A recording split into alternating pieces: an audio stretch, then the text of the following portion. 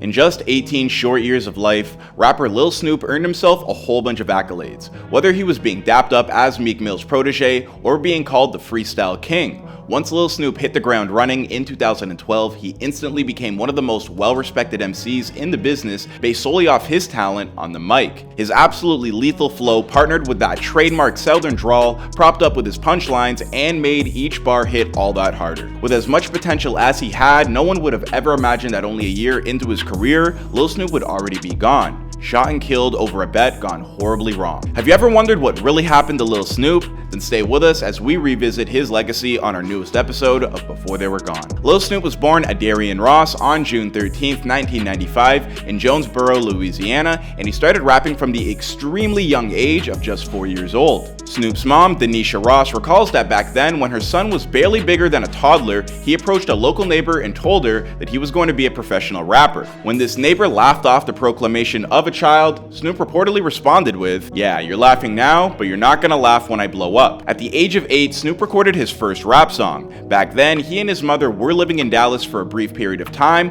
when a collection of young aspiring rappers took an interest in Snoop's abilities. This guy was a protege, man. They invited him to a few recording sessions after school, but once Snoop's grades began to slip, his mom stopped him from recording any further. Snoop, he was just that type of kid that he just was always active. It's kind of like when I look back now at his life, it's like he knew he had a little time to do what he needed to do. He would sometimes go to school, send him to school one morning. He might not come back for 2 days. He just, and be at somebody's house, spend the night or whatever he would do, but he just kind of did a lot in Dallas. He did a lot. Now, being an only child, she was often difficult on Snoop. He'd get bored easily, and as a means of acting out, he'd run away repeatedly. Sometimes he'd visit a friend's house just to go play some video games. Other times, he'd hole up in an abandoned apartment buildings where no one lived so that he wouldn't have to return home and face punishment. Whenever this would happen, Denisha would call the cops to help search for Snoop. But after she wound up having to call the authorities a number of times, they eventually stopped responding, telling her that her son was simply acting out and not that he was missing, but only a runaway. In 2012, this propensity for striking off on his own would pay off for Snoop in a big way.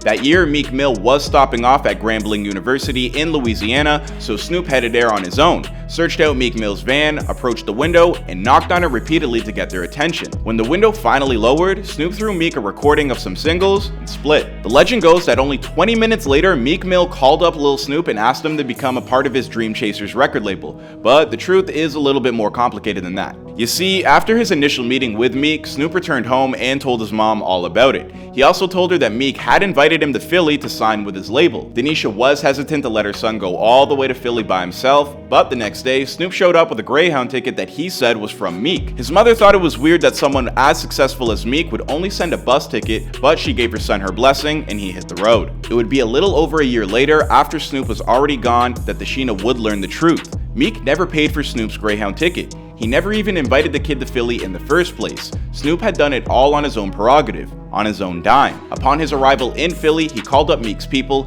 and told them that he was there to see them. Impressed by the kid's tenacity, Meek hopped in his Bentley to pick him up. Speaking with Complex in 2016, Meek told them, "I knew he'd probably never been in a Bentley, but I knew it would motivate him and make him chase harder." If you've ever given Meek's mixtape Dream Chasers 3 a spin, on that project you'll find an interlude that is a recording of Snoop's very first time with Meek as he got picked up from the Greyhound bus station. Later on, during the course of Snoop's very first visit, he'd get into a rap battle with a local MC named Retro. "Man, I'm all about my cash flow.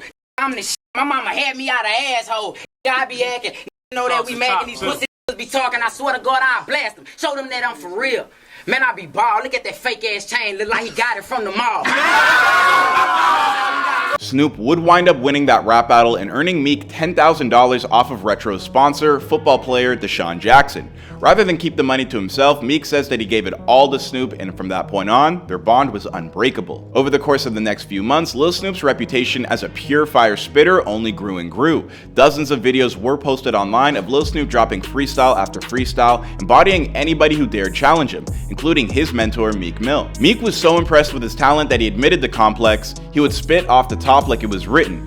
rap real tight for hours and not mess up. That's unheard of. I've never seen anybody like that. Under Meek's guidance, Lil Snupe recorded his RNIC mixtape during the latter half of 2012 and opening the months of 2013, dropping it in April of 2013 with hit tracks like Mellow and Ballin'. Unfortunately, Lil Snupe would only get to enjoy the limelight that comes with success for a short 2 months before his time suddenly ran out. In the very early mornings of June 20th, 2013, Lil Snupe was hanging out at a friend's place in a building known as Maplewood Apartments and playing video games with a couple of buddies, later to be identified as Tony Holden and Edric O. Stewart. Now, there is a wide range of theories of what exactly happened that night, but the generally accepted one is that Holden and Snoop had a friendly wager going on with an NBA 2K session, betting $100 per win. The story goes that Lil Snupe beat Holden on a buzzer beater, which so enraged the man that he wound up shooting Snoop twice and leaving him for dead. Tony Holden would later turn himself in 6 days later and was charged with first-degree murder, armed robbery, and illegal possession of a firearm by a convicted felon.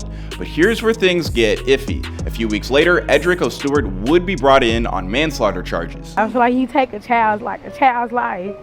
It was precious, and it hurt that we had to bury him today.